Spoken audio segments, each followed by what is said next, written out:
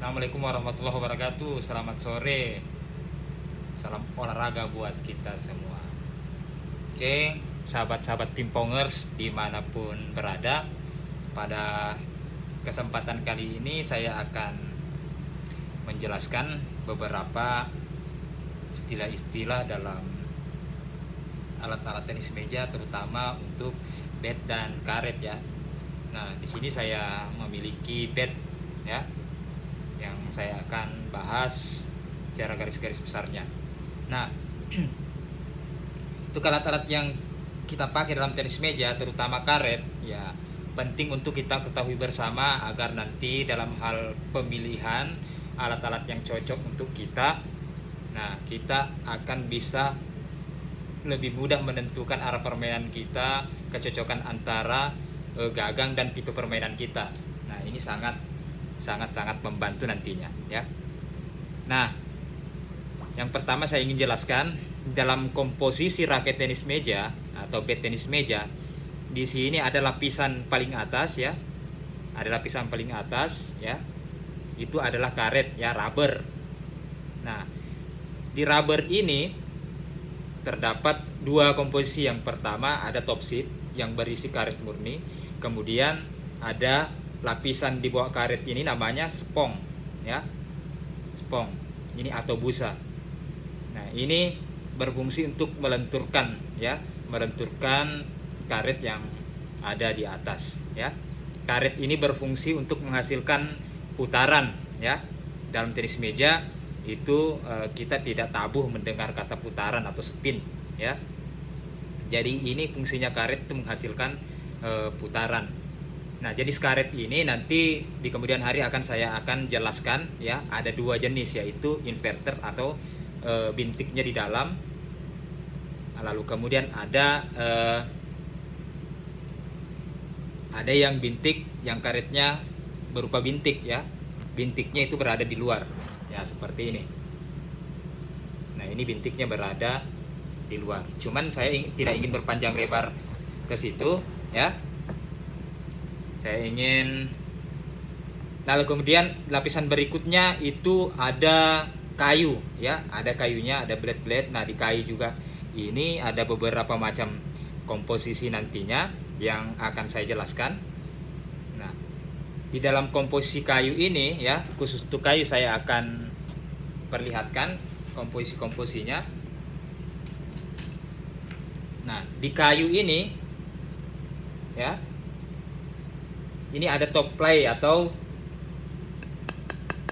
lapisan terluarnya ya, top sheet lapisan terluar kayu. Nah, karena di dalam kayu ini ada beberapa lapisan. Nah, dapat dilihat dari kamera ya. Nah, di sini ada semacam les-les itu yang membatasi lapisan-lapisan tadi ya. Nah, ada yang bagian tengah dalam ya, ada di luar. Nah, terkait masalah jenis-jenisnya dalam bat tenis meja itu ada beberapa lapisan yang dipakai ya. Saya akan jelaskan di sini.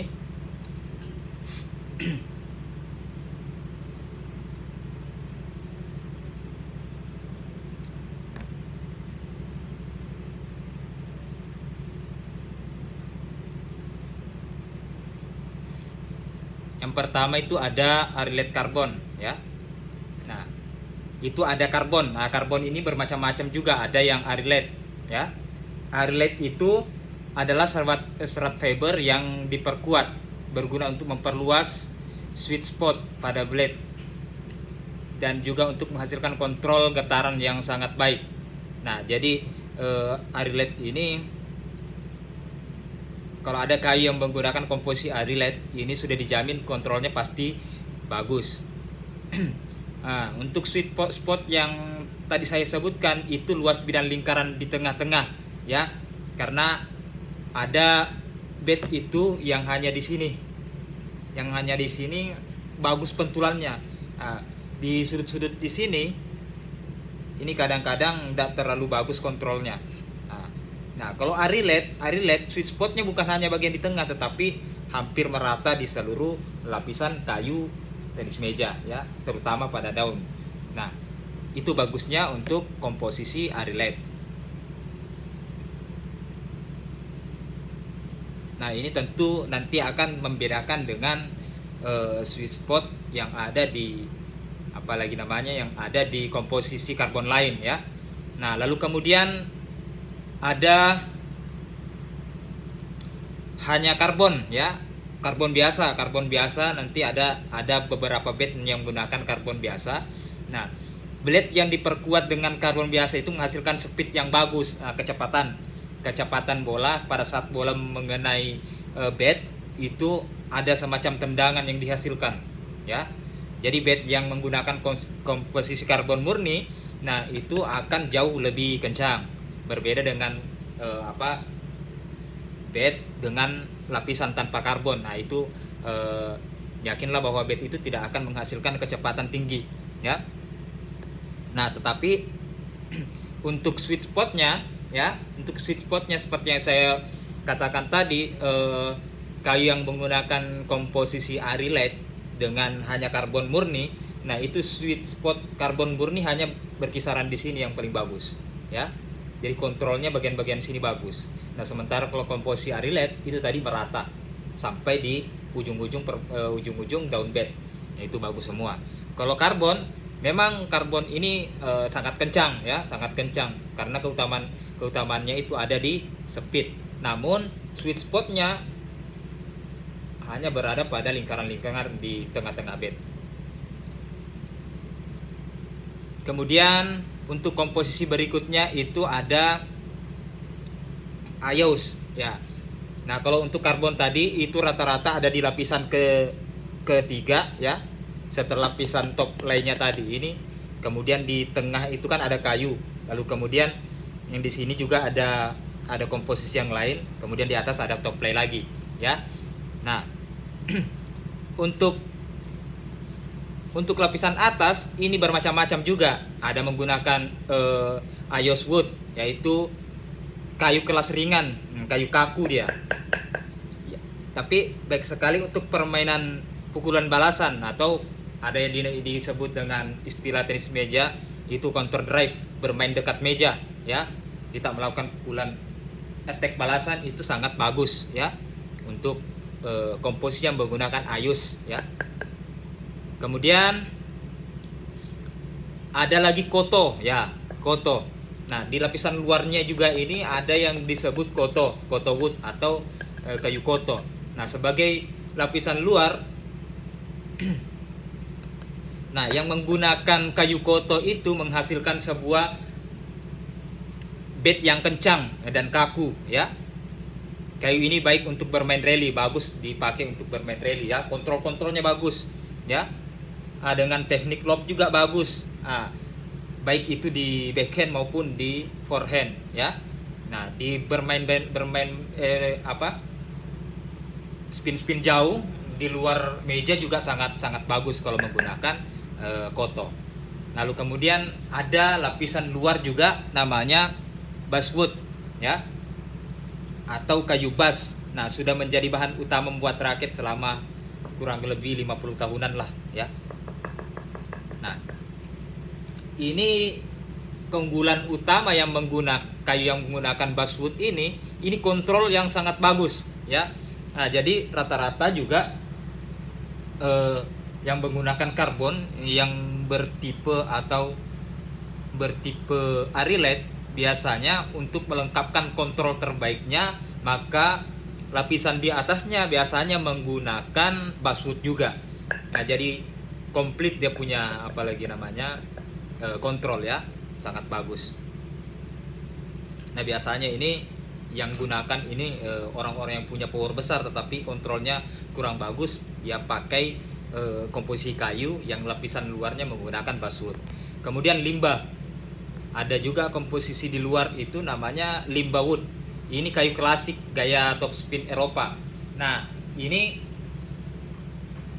komposisi yang kayu ini ya, basswood ini enak dibawa untuk melakukan spin dengan gesekan-gesekan, cek, bukan untuk bermain habis. Ini bagus juga digunakan untuk bermain loop ya, bermain jarak jauh dari meja ya. dengan putaran-putaran yang kencang ya. Kemudian ada chipres ya. Ini ada chipres wood atau hinoki. Nah, ini kayu yang paling klasik, yang paling banyak dulu terdapat pada kayu-kayu butterfly ya. Nah, kayu-kayu klasik untuk menyerang. Nah, disenangi pemain-pemain serang selama beberapa dekade karena selain kontrolnya juga bagus, hinoki juga memiliki speed yang lumayan bagus. Jadi antara kekuatan speed dan spinnya, kontrolnya juga berimbang. Makanya banyak orang yang senang. Nah, saya juga senang sekali kalau dengan komposisi hinoki atau chipres. Nah, kemudian Planchonello ya, lapisan luar yang menggunakan Planchonello ini murni speed ya. Keutamaannya adalah di speed atau di kecepatan. Nah, pada saat bola ya berbenturan dengan bat, ini menghasilkan kekencangan ya, kecepatan yang cukup tinggi, Nah, dibandingkan dengan kayu-kayu yang lain, komposisi yang lain, ini Planchonello ini jauh lebih cepat daripada kayu-kayu yang lain. Ya. Nah, biasanya itu digunakan dengan gaya-gaya permainan yang bukan gaya-gaya loop, tapi gaya-gaya murni penyerang semua. Nah, itu untuk komposisi yang ada di tenis meja. Nah, baik mulai dari lapisan-lapisan yang ada di raket ya, kemudian jenis-jenis lapisan luar, lapisan dalam kayu ya, kemudian lapisan-lapisan yang ada di karet tenis meja. Nah, sekian untuk pertemuan kita pada hari ini. Semoga dapat sedikit memberikan informasi, dan kedepannya saya akan menguraikan ya, atau mereview beberapa karet, beberapa kayu tenis meja. Salam spin, habis.